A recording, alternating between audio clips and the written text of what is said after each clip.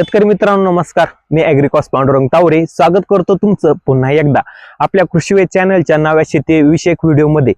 शेतकरी मित्रांनो, आपण आपल्या शेतीमध्ये वेगवेगळ्या प्रकारच्या बुरशांचा वापर करतो. मग त्यामध्ये सुडोमोनास, बॅसिलस, ट्रायकोडर्मा हे जे काही बुरशी आहे त्यांचा वापर करतो. पण मित्रांनो, आपल्याकडून कधी कधी काय होतं, आपण ह्याच्या काही बुरशी आहे त्या वापरतो, पण त्यांच्यासोबत जे काही केमिकल खत आहे किंवा बुरशीनाशक आहे किंवा कीटकनाशक आहे त्यांचा वापर करतो. तर मित्रांनो, यांचा फायदा आपल्या पिकामध्ये खरंच होतो का? त्याचबरोबर याचे काय नुकसान आहे, त्याचबरोबर आपले जे काही बहुतांश जे काही शेतकरी आहेत त्यांना सर्वात महत्त्वाचे 3 प्रश्न हे पडू शकतात, ते मला पण पडतात. त्याच्यामुळे मित्रांनो हे व्हिडिओ बनवायचं कारण.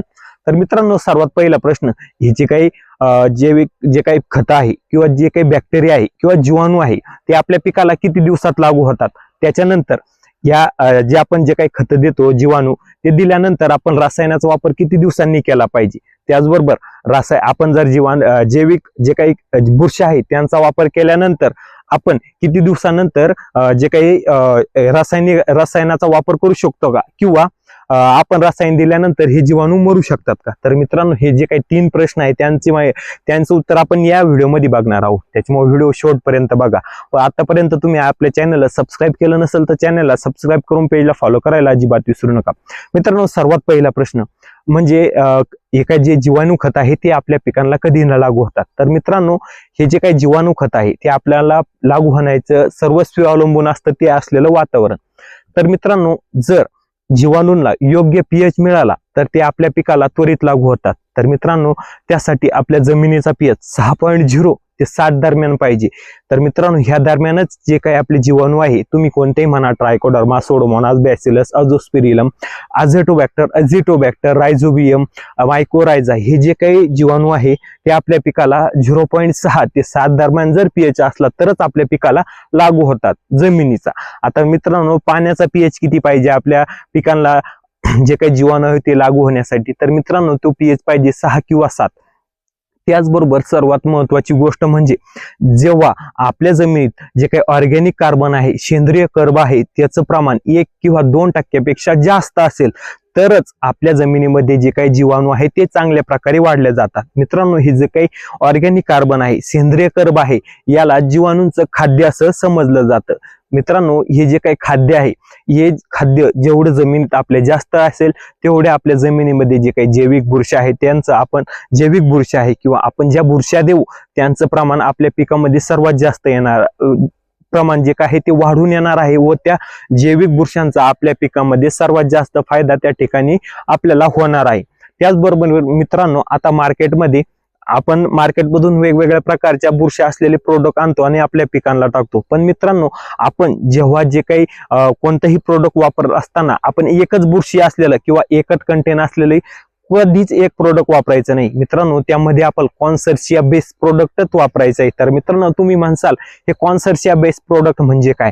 तर मित्रांनो, कॉन्सर्शिया बेस्ड प्रोडक्ट म्हणजे त्याच्यामध्ये 2-3 पेक्षा जास्त जे काही बुरशी आहे किंवा घटक आहे ते एकत्र असलेलं प्रोडक्ट.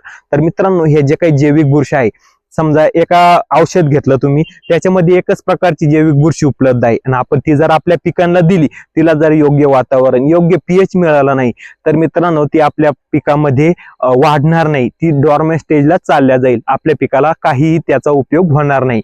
त्याच्यामुळे आपल्याला 2 किंवा 3 पेक्षा जास्त घटक एकत्र असलेलेच प्रोडक्ट आपण आपल्या पिकामध्ये टाकायचे आहेत. तर मित्रांनो, दुसरा प्रश्न, आपण रासायनिक खत टाकल्यानंतर बॅक्टेरिया देऊ शकतो का? तर मित्रांनो, किंवा रसायनासोबत बॅक्टेरिया देऊ शकतो का?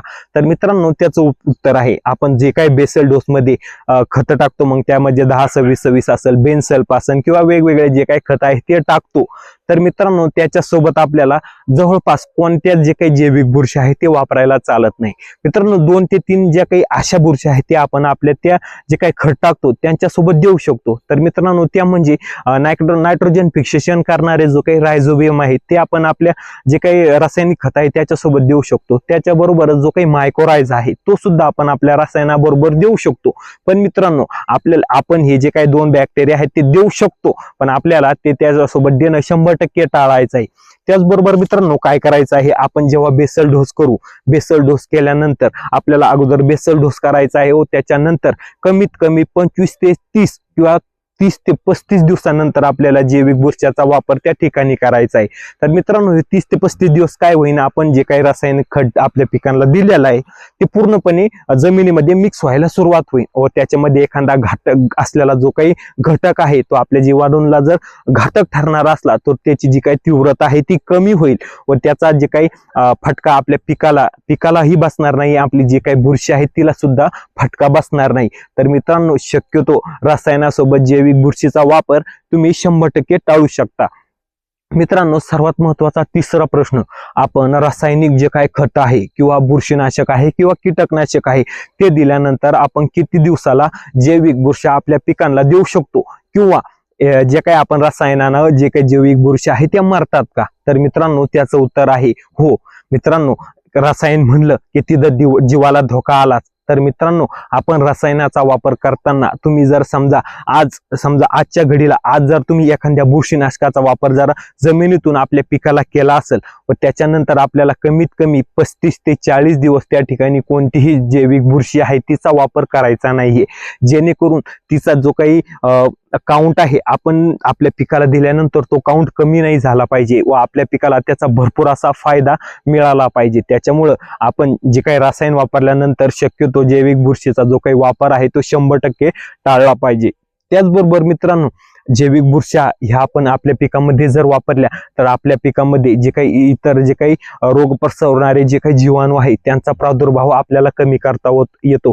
त्याचबरोबर आपण जर सतत जैविक बुरशांचा वापर जर आपल्या पिकामध्ये चालू ठेवला तर मित्रांनो, हे जे काही जैविक बुरशी जास्त आपल्या पिकामध्ये जास्त वाढतील, जमिनीमध्ये जास्त वाढतील व साहजिकच आहे त्यामुळे जे काही घातक रोग पसरवणारे जे काही जीवाणू आहेत त्यांचा प्रादुर्भाव आपल्या पिकामध्ये कमी होऊन आपला जो काही खर्च आहे तो खर्च कमी होणार आहे।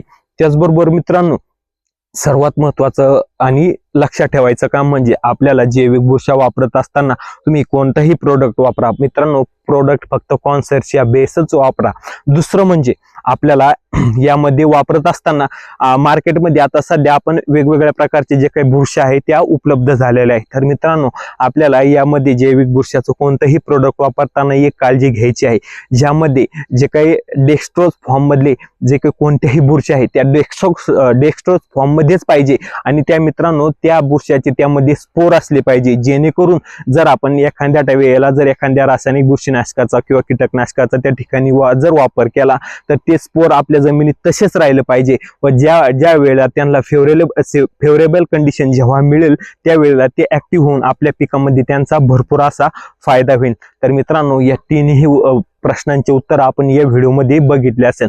तर मित्रांनो, तुम्हाला हात जोडून विनंती आहे, व्हिडिओ आवडला असेल तर लाईक करा, हा व्हिडिओ आपल्या इतर शेतकरी बांधवांना शेअर करून आपल्या चॅनलला सबस्क्राईब व पेजला फॉलो करायला अजिबात विसरू नका। धन्यवाद।